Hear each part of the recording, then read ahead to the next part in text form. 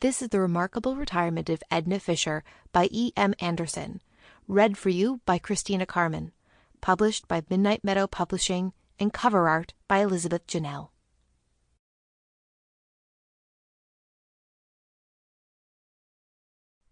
To Grandpa.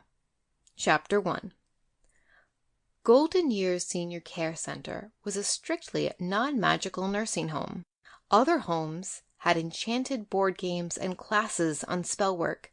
Golden Years didn't have so much as an enchanted bedpan.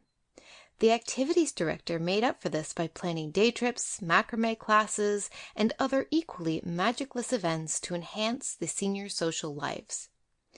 Today's offering was bingo, as they did every Thursday. The seniors crowded around the cafeteria tables in the lounge as an orderly called numbers for them.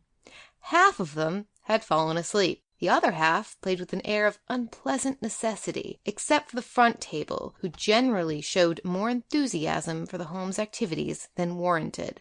Edna Fisher hadn't planned to live out her days in a place like this, but it had been the most affordable option close to the cemetery. If she had wanted a magical home, she would have had to move to Pittsburgh. Goodness knows how often she could have visited if she were living in Pittsburgh. She should have been on her way to the cemetery now, but the activities director, Janine, had roped Benjamin into helping with the game. He was Edna's ride. She was stuck here until bingo was over.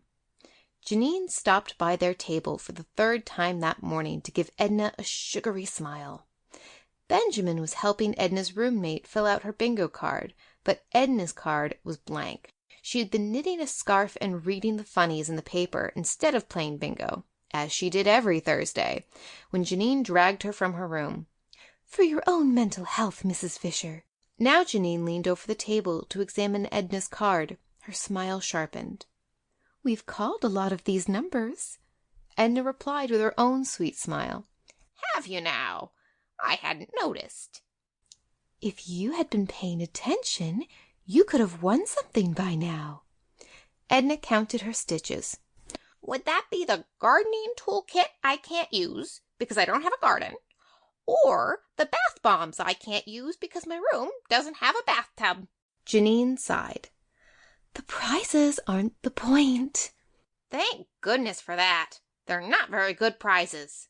Benjamin, sitting beside Edna, nudged her under the table with his foot.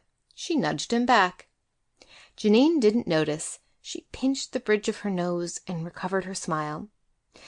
"You know, Mrs. Fisher, I'm not trying to bore you. Seniors need consistent..." Sample complete.